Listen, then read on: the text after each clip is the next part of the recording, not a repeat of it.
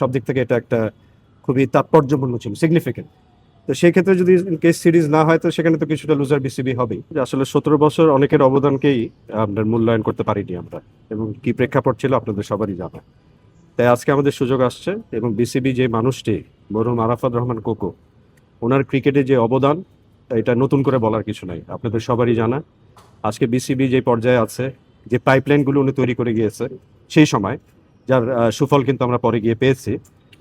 এমনকি আপনার ধরেন আঞ্চলিক ক্রিকেট বলেন, জেলা ক্রিকেট বলেন, এমনকি যেহেতু উনি বগুড়ার কৃতি সন্তান, আমি নিজেও বগুড়ার মানুষ, বগুড়ার শহীদ চান্দু স্টেডিয়াম বলেন, এরকম ক্রিকেটের অনেক ইনফ্রাস্ট্রাকচার এবং প্লেয়ার্স বলেন, পাইপলাইন বলেন, ওনার অবদান অনস্বীকার্য। তো আজকে আলহামদুলিল্লাহ আমরা সুযোগ পেয়েছি আজকে এরকম একটা আয়োজন করার।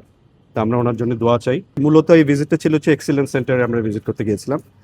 আমাদের এই বোর্ডের একটা স্বপ্ন, বিশেষ করে আমাদের প্রেসিডেন্টের একটা স্বপ্ন, যে এক্সিলেন্স সেন্টারটা ডেভেলপ করা বাংলাদেশের ক্রিকেটের জন্য। আসলে সত্যিকার অর্থে সেইভাবে কিন্তু আমরা ফ্যাসিলিটিস ডেভেলপ করতে পারিনি আমাদের ক্রিকেটারদের জন্য।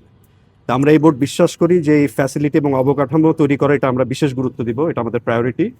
এবং তারই ফলশ্রুতিতে আমাদের এই এক্সিলেন্স সেন্টারের এই ভিজিট, এবং সেখান থেকে আমরা ধরেন আমাদের তো পরিকল্পনা আগে থেকে ছিলই, আর স্বাভাবিকভাবে এই ট্যুরের মাধ্যমে আমরা অনেক কিছু দেখেছি বা অনেক কিছু জানতে পেরেছি, যেটা আমাদের এই যখন আমরা এটা কনস্ট্রাকশনে যাব তখন ইনশাল্লাহ এটাকে হেল্প করবে, এটাকে আমরা নতুনভাবে আরো কিছু এখানে সংযোজন বা সংশোধন করতে চাই কিনা। বাংলাদেশ ভারত সিরিজ অবশ্যই মার্কেটিং পার্সপেক্টিভ থেকে অনেক লুক্রেটিভ একটা সিরিজ সব দিক থেকেই, এবং এখানে ধরেন ফাইন্যান্সিয়াল বলেন, আদার অ্যাসপেক্ট, সব দিক থেকে এটা একটা খুবই তাৎপর্যপূর্ণ ছিল, সিগনিফিকেন্ট। তো সেই ক্ষেত্রে যদি কেস সিরিজ না হয় তো সেখানে তো কিছুটা লুজার বিসিবি হবেই। বাট ইনশাল্লাহ আমরা অন্যভাবে এটাকে কভার করা যায় কিনা আগামীতে সেটা চেষ্টা করব।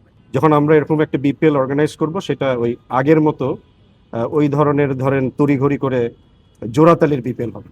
যে বিপিএল যেটা হবে সেটা যেন আমরা একটা মানে একটা এক্সাম্পল ক্রিয়েট করতে পারি, এবং সামথিং রিয়েলি যেটা আপনারা অ্যাপ্রিসিয়েট করেন এবং দর্শকরা যেটা অ্যাপ্রিসিয়েট করে, মানে এরকম একটা কি বলবো আমরা, একটা যেন এরকম একটা চমৎকার বিপিএল আমরা যেন আয়োজন করতে পারি, সেটাই আমাদের লক্ষ্য থাকে।